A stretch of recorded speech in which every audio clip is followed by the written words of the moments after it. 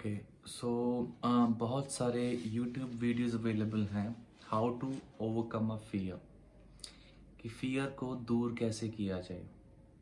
एक बहुत बड़ा प्रश्न है लोगों के लिए कि फियर को दूर कैसे किया जाए। बट ये कोई नहीं जानना चाहता कि फियर का कारण क्या होता है।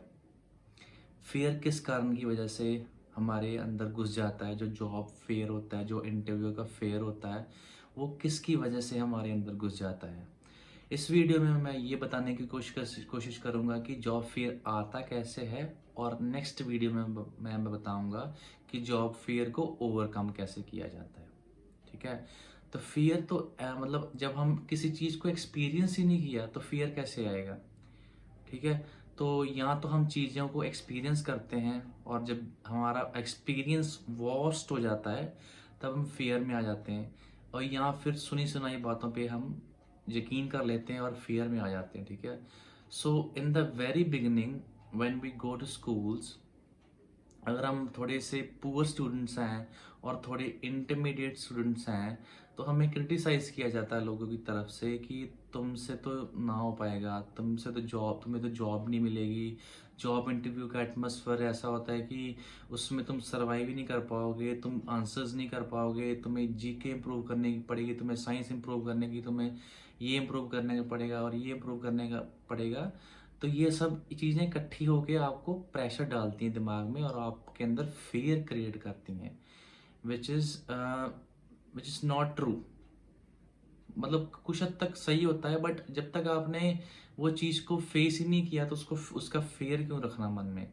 बट जैसे कि आप जिसको अपने मेंटोर समझते हो या जिनसे आप इंस्पायर हो, या अपने पेरेंट्स से जब ये बातें सुनते हो कि आपको इंटरव्यू के लिए प्रिपरेशन करनी पड़ेगी, जब वो बड़ी गंभीरता से आपको बताते हैं कि आपको ये करना पड़ेगा, इसके लिए ये करना पड़ेगा, तो आपका दिमाग ऑटोमेटिकली सोचने लगता है कि हाँ, something difficult, it could be something difficult, ये कुछ डिफिकल्ट हो सकता है। सो दिमाग सोचता सोचता जो है इसको अपने आप में ही एक फियर क्रिएट कर लेता है, जिसका कोई इतना बड़ा बेस नहीं होता, बट फिर भी हमें बहुत ज़्यादा डर लगता है। ठीक है। सो एक तो ये कारण हो गया फियर आने का। दूसरा कारण होता है कि हमारी सराउंडिंग में क्या है।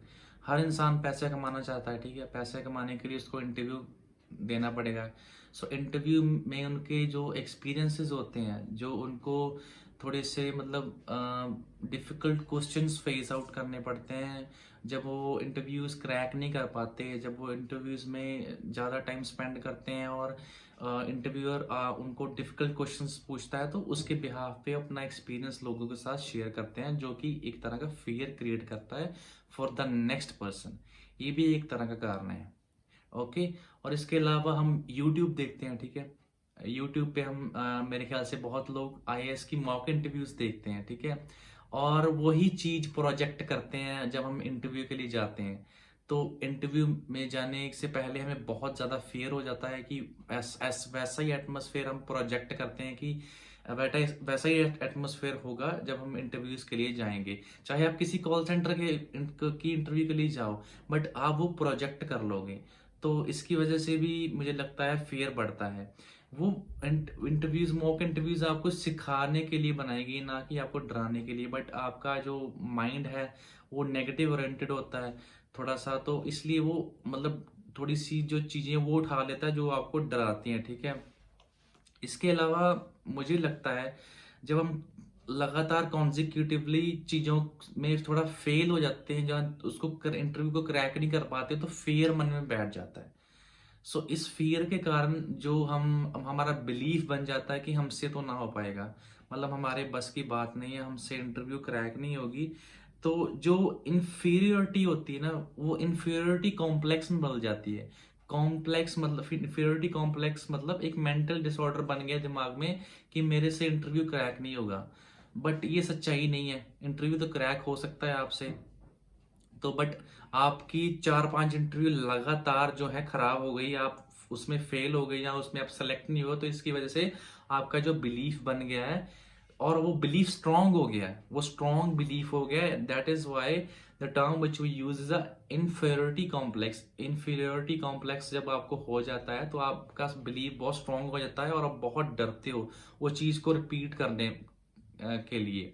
सो मजबूरी है, ठीक है, हर किसी इंसान को जॉब इंटरव्यू तो देखनी पड़ेगी पड़ेगी, क्योंकि आफ्टर ऑल हमें कमाना है, अच्छी लाइफस्टाइल के लिए अच्छा काम करना पड़ेगा। तो फिर भी हम मतलब नेगेटिव ओरिएंटेड माइंड से हम इंटरव्यूज देने चाहते हैं और अपने इमोशंस को कंट्रोल नहीं करते बिल्कुल भी। वही नेगेटिव इमोशन से, वही नेगेटिव एटमॉस्फेयर से, नेगेटिव सोच से हम इंटरव्यू के लिए जाते हैं और मतलब हम बहुत ज्यादा प्रेशर ले लेते हैं अपने ऊपर, एंग्जाइटी ले लेते हैं, तब हमें बेसलेस चीजें डराती हैं वहां पर। जैसे कि सपोज करो आपके साथ कोई कुछ और कैंडिडेट इंटरव्यू देने के लिए आए हैं, आप उनकी ड्रेसिंग सेंस से घबरा जाओगे, आप उनकी आउटलुक से घबरा जाओगे कि यार ये तो मेरे से बहुत ज्यादा इंटेलेक्चुअल्स हैं, तो मैं तो इंटरव्यू क्रैक नहीं कर पाऊंगा। अगर आप वहां से गुजरे तो इंटरव्यू हॉल में चले गए तो आपके सामने जो इंटरव्यूअर बैठा हुआ है, आप उसकी ड्रेसिंग सेंस से डर जाओगे, आप उसके वे ऑफ टॉकिंग से डर जाओगे, बॉडी लैंग्वेज से डर जाओगे, आप उसको बहुत ज्यादा सुपीरियर बना लोगे और अपने आप को इंफीरियर बना लोगे। तो आम तौर पे जब इंसान नेगेटिव हो जाता है तो अपने आप को इंफीरियर बना लेता है, वो ऐसी सिचुएशन में डाल लेता है कि वो मतलब बिल्कुल डाउन फील करता है और वो सिचुएशन को कॉन्कर नहीं कर पाता। सो बार बार इंटरव्यूज में हारना, बार बार ये चीज रिपीट होना, इसकी वजह से इंसान पूरा नेगेटिव ओरिएंटेड हो जाता है, इसकी वजह से वो इंटरव्यूज पास नहीं कर पाता। लास्ट थिंग जो मैं बताना चाहता हूं कि नेगेटिविटी जो होती है ना इंसान में, वो एक मतलब पुख्ता सबूत ढूंढ लेती है। मतलब जो आपका बिलीफ है ना, वो पुख्ता सबूत ढूंढ लेता है आपके लिए, आपको मतलब रियलाइज कराने के लिए कि आप गुड नहीं हो। तो वो एक चीज पकड़ लेगा कि जैसे सपोज करो आप आइल्स का एग्जाम देने के लिए गए हो, ठीक है, और आपने 3-4 बार एग्जाम दे लिया, ठीक है, और आपसे वो एग्जाम पास नहीं हो रहा और आप किसी एक मॉड्यूल में थोड़ा सा डर गए हो, तो आप इतना ज्यादा डर जाओगे कि आपको लगेगा कि मुझसे पास होगा ही नहीं। तो है तो आपका बिलीफ, ठीक है, जो कि ब्रेक हो सकता है आपके पॉजिटिव एटीट्यूड से, आपकी कोशिशों से, मतलब वो ब्रेक हो सकता है, बट मेरे अकॉर्डिंगली वो एक वजह बना लेगा। वजह की वो एक बहुत बड़ा एक्सक्यूज क्रिएट कर लेगा कि एक्सक्यूज ये है कि मेरे साइल से एग्जाम क्लियर नहीं होगा क्योंकि मेरी रीडिंग अच्छी नहीं है।